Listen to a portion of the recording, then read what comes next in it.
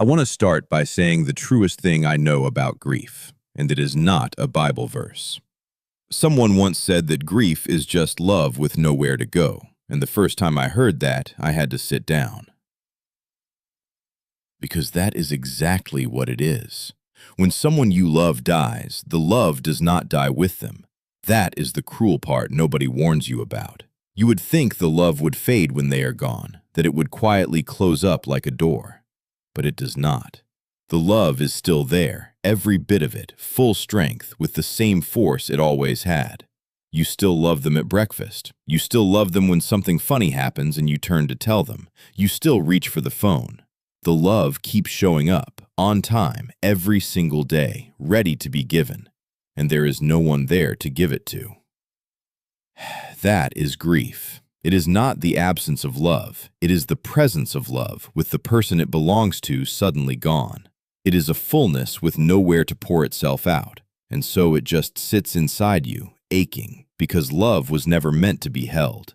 It was meant to be given, and now it has nowhere to go. And it takes the strangest shapes. It is the second cup you almost pour. It is the story you save up all day to tell them before you remember there is no one to tell.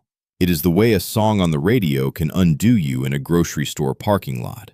It is the anniversary your body remembers before your mind does, the heaviness that arrives in your chest and you cannot think why, and then you look at the calendar and understand.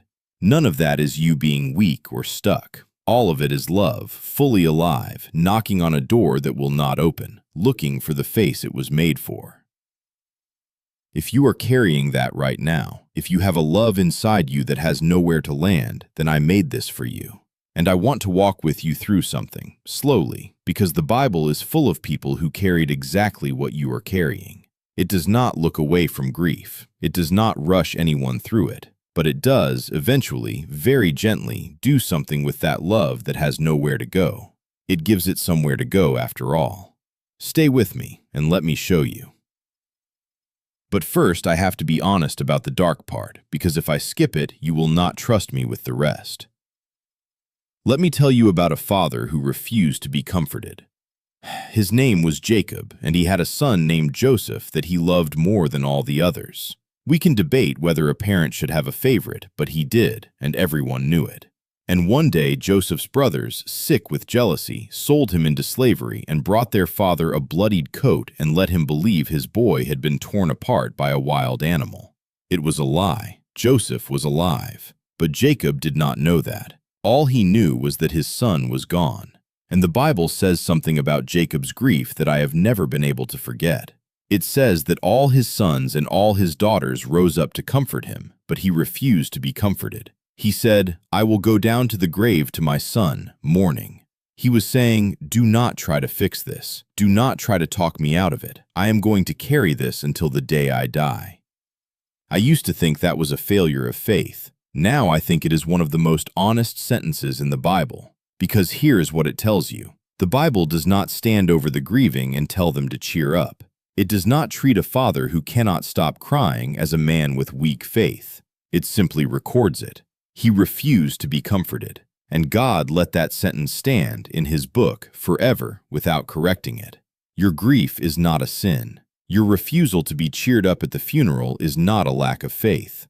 The God of the Bible has seen a father say, "I will mourn until I die," and He did not scold him for it. He wrote it down with tenderness. So if anyone has made you feel like you are grieving wrong, like you should be over it by now, like a real believer would have more peace, I want you to hear that the Bible itself disagrees with them. Hold that, because we are going to go lower before we come up. Let me tell you about a woman who came home empty. Her name was Naomi, and she had gone to a foreign country with her husband and her 2 sons to escape a famine. And in that foreign land, one by one, she buried all 3 of them. Her husband first, then both of her boys. She went out full, with a family, with a future, and now she was an old woman in a strange place with 2 widowed daughters-in-law and nothing else. And when she finally came back to her hometown, the women there recognized her and called out her name, Naomi, which means pleasant, and she stopped them. She said, "Do not call me Naomi, call me Mara, which means bitter." For the Almighty has dealt very bitterly with me. I went out full, and the Lord has brought me home empty. Do not call me pleasant any more. That woman is gone. Call me bitter, because that is what is left. I want you to feel how raw that is. This is not a woman pretending to be okay for the sake of the neighbors. This is a woman who walks back into her old life and says, I am not who I was. Grief changed my name. The person I was before I buried them does not exist anymore. If you have felt that, if you have felt like the loss did not just take them but took a version of you too, the version that laughed easily, the version that slept through the night, then Naomi is your sister. The Bible put her there on purpose so that 3,000 years later a grieving person could open the book and find someone who said out loud the thing they were afraid to say. I am not pleasant anymore. I came home empty. Hold on to Naomi, because her story is not over, and neither is yours. But for now, just know she is there. Now let me show you the first crack of light. Let me tell you about a king who stopped crying at exactly the wrong moment. David, the great king, had a baby who became deathly ill, and David did something that confused everyone around him. While the child was still alive, he fasted and wept and lay on the ground all night, begging God to spare the boy. For days, he would not eat. He would not get up. His servants were frightened of how hard he was grieving a child who had not even died yet. And then the child died. And his servants were afraid to tell him because they thought, if he fell apart this badly while there was still hope, what will he do now that the worst has happened? But when David realized the boy was gone, he did the opposite of what they expected. He got up off the floor. He washed his face. He worshipped. And then he ate. And they could not understand it, so they asked him. And David gave an answer that is one of the quiet hinges of the whole Bible. He said, While the child was alive, I fasted and wept, for I said, Who knows, maybe God will be gracious and let him live. But now he is dead. Why should I fast? Can I bring him back again? And then this, I shall go to him, but he will not return to me. Stop on that last line, because it changes everything. I shall go to him. David does not say he is gone and that is the end. He says he has gone somewhere and one day I am going to follow him there. The direction of the relationship simply reversed. The child cannot come back to David, but David can go to the child. The love did not hit a wall. It turned and it pointed forward, down the road, toward a reunion David was now certain of. Do you hear what just happened? The love that had nowhere to go found somewhere to go. It could not flow backward to a baby in a grave, so it flowed forward into the future toward the day David would see his son again. The love still had somewhere to go. It just had to learn a new direction. Think about what David actually did in that moment, because it is the whole hinge of this video.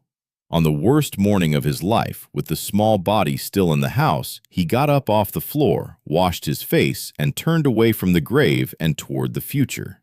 Not because the pain had passed, it had not, but because he had found a direction to carry a love that grief alone could not hold.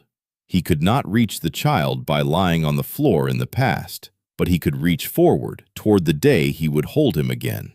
And that one turn from the grave behind him to the road in front of him is the entire difference between a grief that drowns you and a grief you can carry. That is the first time in this story the light gets in, but it is faint, an old king with a hard hope.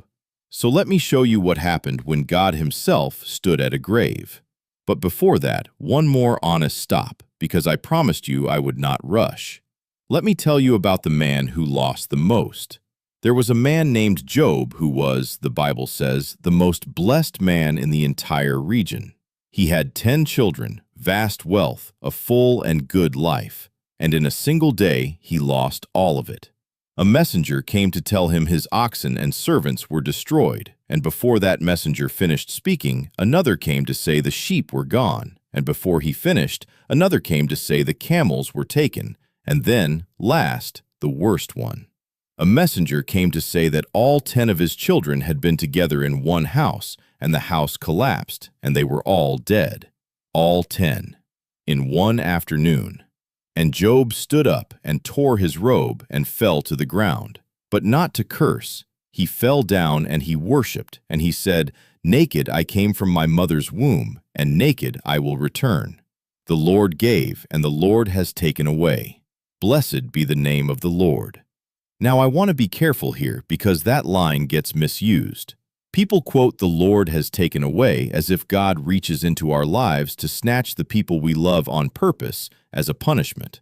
That is not what the book of Job seems to be teaching, and if anyone ever told you God took your loved one to teach you a lesson, I want to gently say that is not the God this book shows us.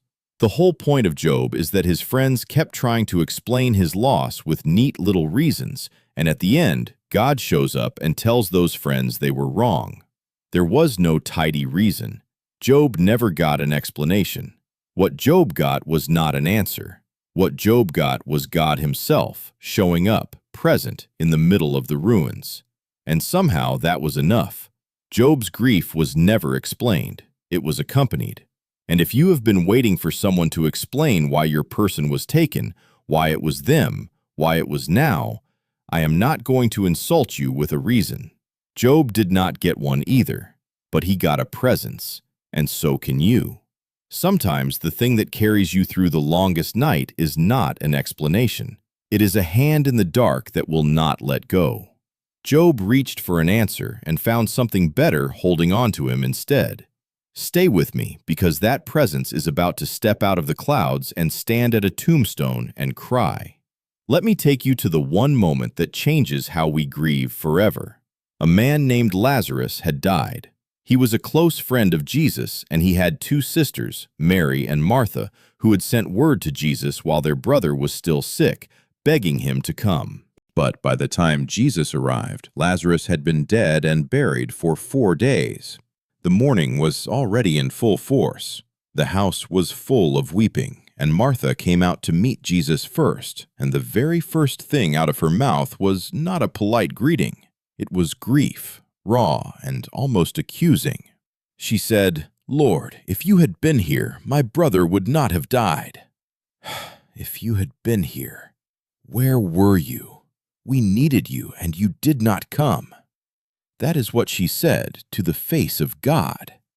And then her sister Mary came and fell at his feet and said the exact same thing. If you had been here. And here is what I need you to see. Jesus did not correct them.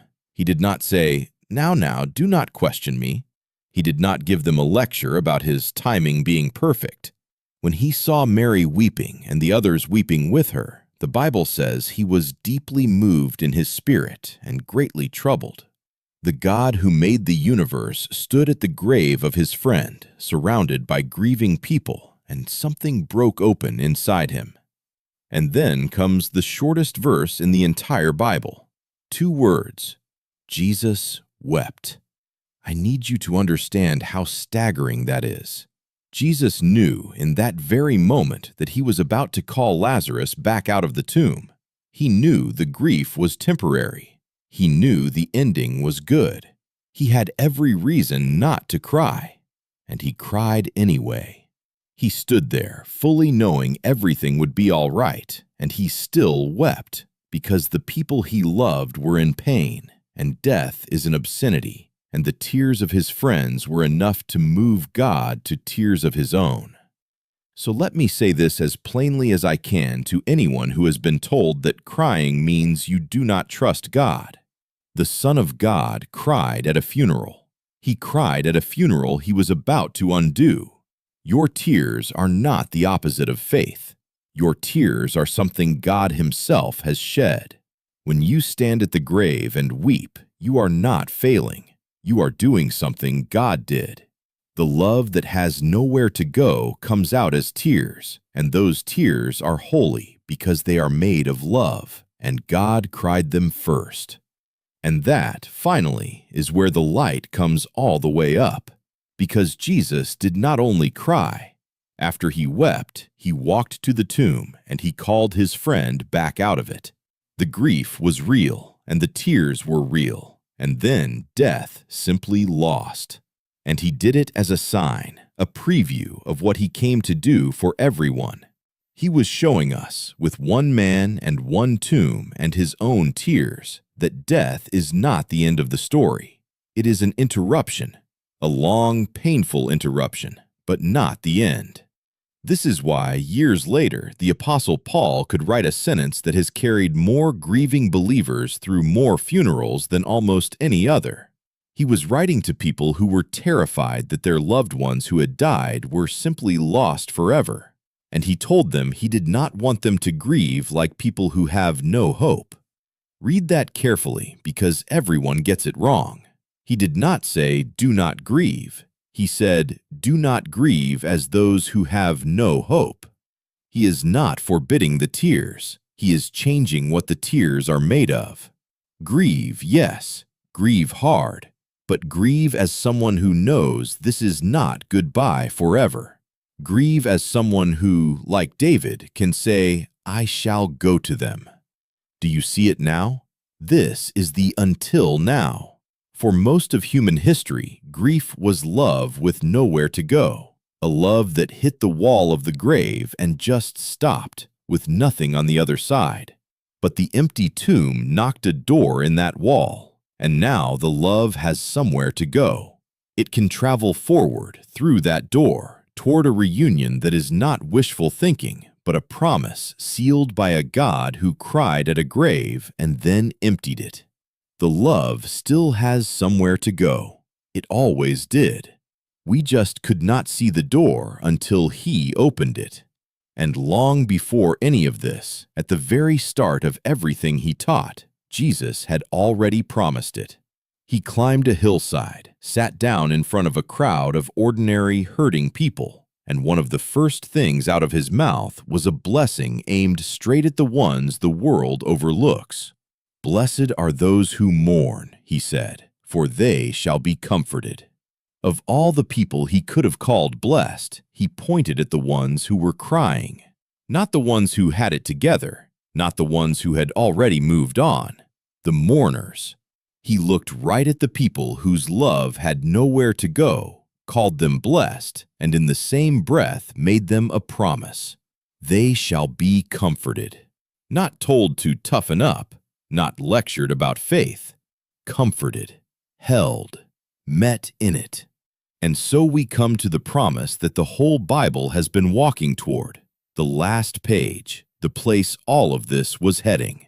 In the very last book of the Bible, John is given a vision of how the story ends, not with death winning, with death finished. He sees a new heaven and a new earth, and he hears a voice from the throne. And the voice says that God Himself will dwell with His people, and He will wipe away every tear from their eyes, and death shall be no more, neither shall there be mourning, nor crying, nor pain any more, for the former things have passed away. I want you to notice something tender about that promise. It does not say there will be no more tears because no one will remember crying. It says He will wipe away every tear from their eyes. That is the language of a father kneeling down to a child's level and reaching up with his own hand to wipe a wet face. It is personal. It is close. The same God who wept at Lazarus's tomb will one day kneel down in front of you and, with His own hand, wipe away the specific tears you cried for the specific person you lost. He knows their name. He knows your name, and He is going to undo all of it, face to face. That is where this is going, not to forgetting them, to getting them back, not to a vague comfort, to a reunion in a place where the thing that took them has been thrown out forever, where there is no more death to do this to anyone ever again. The love that had nowhere to go has, it turns out, a destination, a real one, with an address, and the one who lives there has already gone ahead to prepare it. And do you remember Naomi, the woman who came home empty and told them to stop calling her pleasant? I promised you her story was not finished. Here is how it ends. That foreign daughter-in-law who refused to leave her, Ruth, went to work in the fields to keep them both alive, and was noticed by a good and kind man named Boaz, who took her in and married her. And Ruth had a son. And the women of the town took that baby and laid him in Naomi's arms, the very same arms that had carried 2 coffins. And they said, "Naomi has a son." The woman who came home empty was holding a child again, and it ran further than she ever could have dreamed in her grief. That baby was named Obed, and Obed became the father of Jesse, and Jesse became the father of David, the very king we talked about a few minutes ago. The woman who said, "Call me bitter, the Lord has brought me home empty," was cradling in her arms the great-grandfather of King David, and down that same family line, generations later, would come Jesus himself. The emptiest arms in the story were holding the beginning of the rescue of the whole world. She just could not see it, sitting there in the ashes, certain her story was over. Now, I am not going to tell you that your loss will be tied up as neatly as Naomi's, because some of them will not be, not on this side of things. But I am telling you that the same God who refilled the emptiest arms in the Bible is not finished with yours either. The chapter you are living right now, the bitter one, the empty one, is not the last chapter. It only feels like the end because you cannot yet see the page he is already writing. So now, let me bring all of this the way home, into your house, into your actual life. I think there is a good chance you know the strange habits of grief, the way you still cook too much food, the way you reach for the empty side of the bed in the morning before you are awake enough to remember, the way you have saved a voicemail just to hear the voice and you cannot bring yourself to delete it, the way you still talk to them out loud sometimes, in the car, in the kitchen, telling them about your day as if they can hear. People think those things are signs you are not healing. I think they are the most natural things in the world. They are the love, still showing up, still looking for somewhere to go. And in exactly those moments, the small private ones nobody else ever sees, there is a promise I want you to carry. The Bible says that the Lord is near to the brokenhearted and saves those who are crushed in spirit. Near, not watching from far off until you pull yourself back together and become presentable again. Near. And read the rest of it slowly, because it is almost too good. The more broken the heart, the closer he draws. The ones who are crushed in spirit, the ones who feel like the loss did not just hurt them but flatten them. Those are the exact people the verse says he is closest to. So on the night you reach across the empty side of the bed, you are not as alone in that bed as you feel. The God who is near to the brokenhearted is nearest to you right then, in the dark, in the very worst of it, closer than your own grief. And here's what I want you to do with all of that love. I do not want you to bury it with them. I do not want you to be ashamed of it or to force it to stop. The love is good. The love is the best thing about you. What I want you to do is what David did. Let it change direction. Let it stop crashing backward into a grave that cannot hold them anymore, and let it start flowing forward toward the day you will see them again. Because if they belonged to the Lord, that day is not a fantasy, it is an appointment.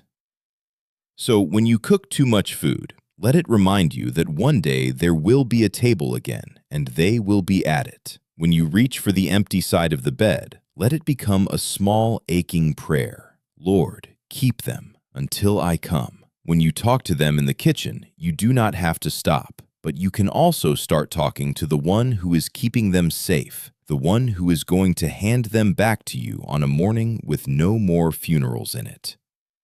Your love does not have nowhere to go, not anymore. It has somewhere to go now. It has someone to carry it, and a future to carry it toward, and a reunion at the end of it that is more solid than the floor you are standing on. The love still has somewhere to go.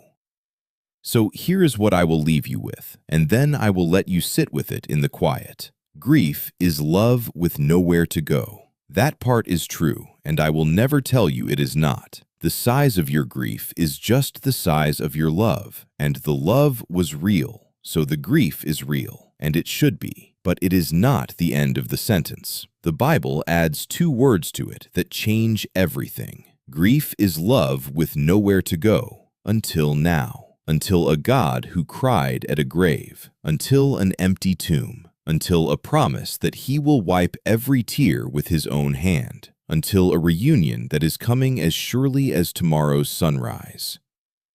Your person is not lost. They are kept. And the love you are carrying for them is not a wound to be healed and forgotten. It is a thread, and the other end of it is being held, right now, by the one who is keeping them, until the day he brings you both into the same room and there are no more goodbyes.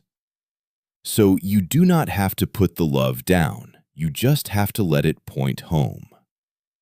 If one of these losses is yours, you do not need to explain it to anyone tonight. You already know the face you are missing, but if you want to, you can leave their first name down below, just the name, nothing else, so that this becomes a quiet room full of people remembering the ones they loved, and so that someone else, awake and aching like you, can scroll through and see that they are not the only one carrying a love with nowhere to go. And then, maybe, together, we can all let it point the same direction, forward, home, toward the morning he has already promised, because the love does not die when they die. It just goes looking for somewhere to go, and he has already made it a place.